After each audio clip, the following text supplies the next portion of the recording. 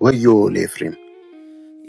ለኤፍሬም ሰካራሞች የመታሰቢያ አክሊል ለሆነች በለመለመ ሸለቆ አናት ላይ ጉብ ብላ የክብሩ ውበት ለሆነች ጠውላጋ አበባ የወይን ጠጅ ለዘራቸው መኩራሪያ ለሆነች ለዚያች ከተማ ወዮላት። እነሆ ጌታ ኃያልና ብርቱ የሆነ ነገር አለው። ይህም እንደ በረዶ ወጀብ፣ እንደሚያጠፋ አውሎ ነፋስ፣ እንደ ኃይለኛ ማዕበል፣ እንደ ከባድ ዝናብ በኃይል ወደ ምድር ይጥላታል። የኤፍሬም ሰካራሞች የመታበያ አክሊል በእግር ይረገጣል። በለምለሙ ሸለቆ አናት ላይ ጉብ ብላ የክብሩ ውበት የሆነች ጠውላጋ አበባ ከመከር በፊት እንደደረሰች ሰውም ድንገት አይቶ እንደሚቀጥፋት ወዲያውኑም እንደሚውጣት በለስ ትሆናለች። በዚያን ቀን የሠራዊት ጌታ እግዚአብሔር ለተረፈው ሕዝቡ የክብር ዘውድ የውበትም አክሊል ይሆናል። እርሱም በፍርድ ወንበር ላይ ለሚቀመጠው የፍትህ መንፈስ፣ ጦርን ከከተማይቱ በር ላይ ለሚመልሱም የኃይል ምንጭ ይሆናል። እነዚህም በወይን ጠጅ ይንገዳገዳሉ፣ በሚያሰክርም መጠጥ ይወላገዳሉ። ካህናቱና ነቢያቱ በሚያሰክር መጠጥ ተንገዳገዱ። በወይን ጠጅ ነገር ተምታታባቸው፣ በሚያሰክር መጠጥ ተወላገዱ። ራእይ ሲያዩ ይስታሉ፣ ፍርድ ሲሰጡም ይሰናከላሉ።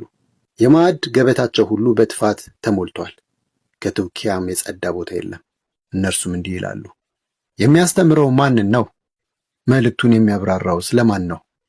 ወተት ለተዉት ሕፃናት ወይስ ጡት ለጣሉት?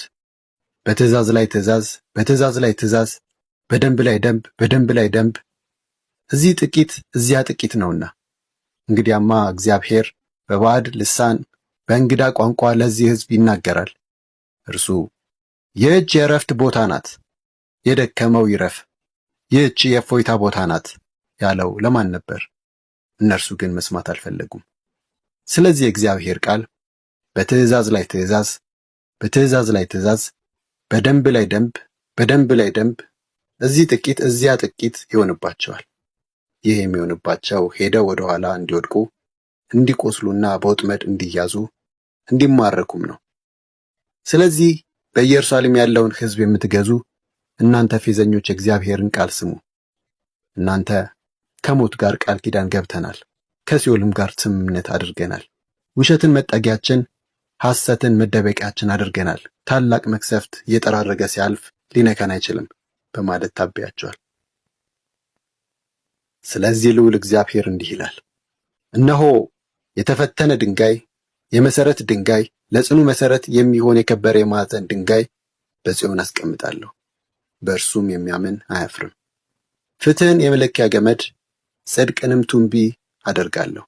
ውሸት መጠጊያችሁን የበረዶ ዝናብ ይጠራርገዋል፣ መደበቂያችሁንም ውኃ ያጥለቀልቀዋል። ከሞት ጋር የገባችሁት ቃል ኪዳን ይሻራል፣ ከሲኦልም ጋር ያደረጋችሁት ስምምነት ይፈርሳል።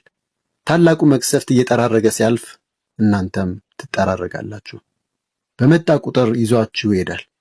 ማለዳ ማለዳ በቀንና በሌሊትም ይጠራርጋል።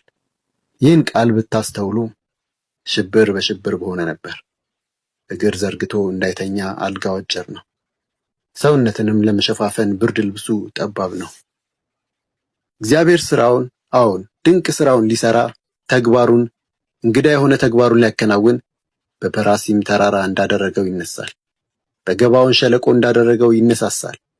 እንግዲህ ፌዛችሁን አቁሙ፣ አለዚያ እስራታችሁ ይጸናባችኋል። ጌታ የሠራዊት ጌታ እግዚአብሔር መላውን ምድር ለማጥፋት ያወጀውን አዋጅ ሰምቻለሁ።